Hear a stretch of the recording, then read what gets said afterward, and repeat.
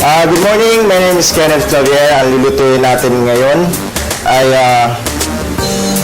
bagnet ni Kenneth, no? So we have here pork belly, tapos we have onion, tapos leeks, patis, whole black peppercorn, bay leaf, rock salt, and some celery. So, basically, yung full belly nagsimula sa last year, March 23, we opened last year. So, ang sinaserve namin, different kinds of belly, from pork, beef, fish like tuna, bangus, and salmon. So, okay. So, i-demo ko ngayon kung paano paggawa ng bagnet ni Kenneth. So, first, meron tayong hot water. Tapos, ilalagay natin yung onions, leeks, celery, peppercorns, laurel,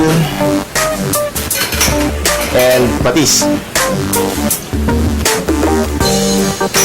At syempre, ilalagay na natin yung ating pork belly.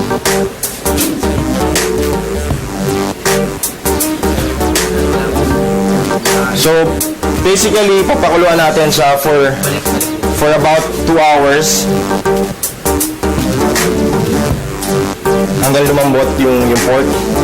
And then after nun, ilalagay natin sa oven for another 2 hours. So basically, dito sa full belly, meron kaming tatlong specials. Ito yung best seller namin. Siyempre, yung bagnet ni Kenneth, roast beef belly, at saka kare-kare. So, there. Itong bagnet ni Kenneth, siguro, nakakaubos kami ng more or less mga 60 kilos a week.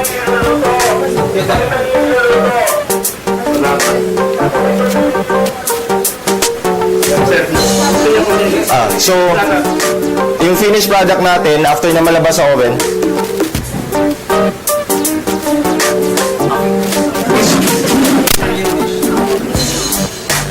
magiging ganito na yung itsura niya.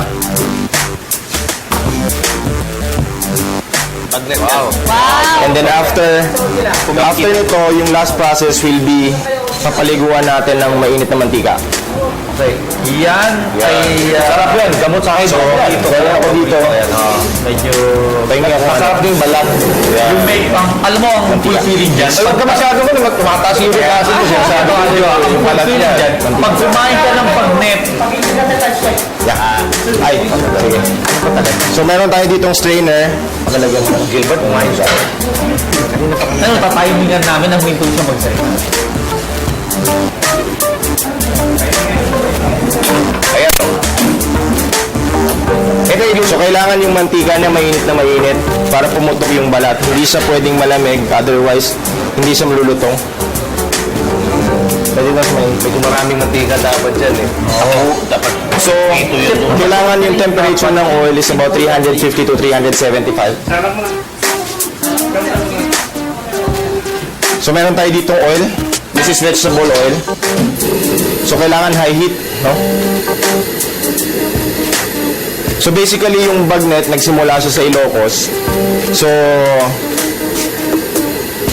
favorite ko siya kaya ako siya ginawa. So I made my own version. So from there, ayun, naging kilala yung restaurant dun sa bagnet ni Kenneth.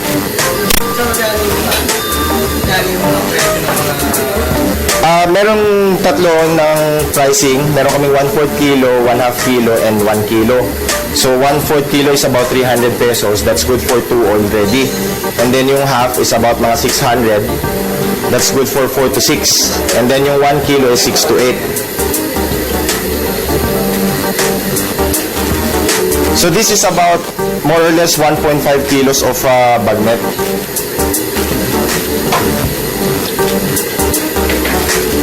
Santayin natin lang siyang uminit ng konti and then we will proceed. Sige. So, ulitin ko lang, no, yung start. Ilalaga natin siya for about 2 hours hanggang lumambot. And then, ilalagay natin sa oven for another 2 hours. And then, finishing is ito, yung hot oil. Hanggang pumutok yung balat.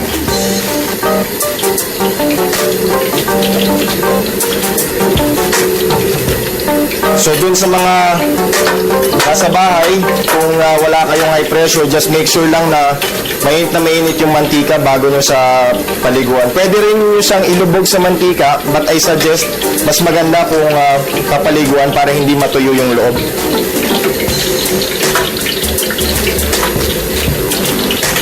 So we'll check if the oil is hot. So, kung mas maganda kung yung mantika high smoke point para hindi nasusunog agad, para maganda rin yung quality ng skin.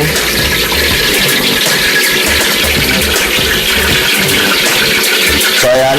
Medyo malapit na sa.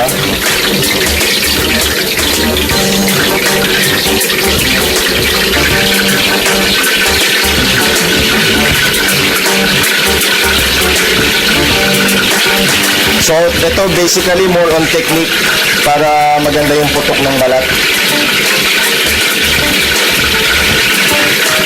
So, we'll start.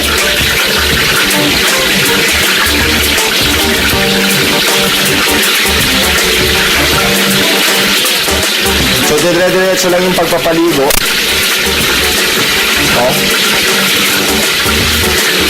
Hanggang makita nyo na medyo nag-light brown na yung skin. Nagsisimula na siyang pumutok.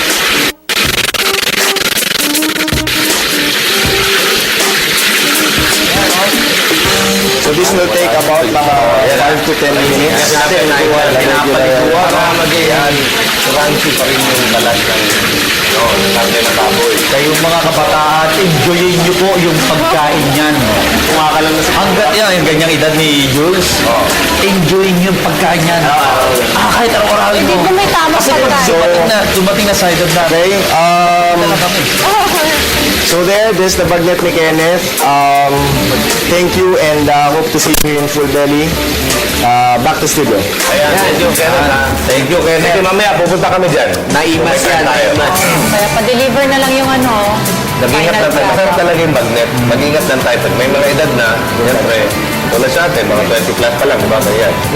Okay, babalikan pa natin. Actually, may lulutuin pa mamaya si Chef Kenneth Labdien. Okay. Alam niyo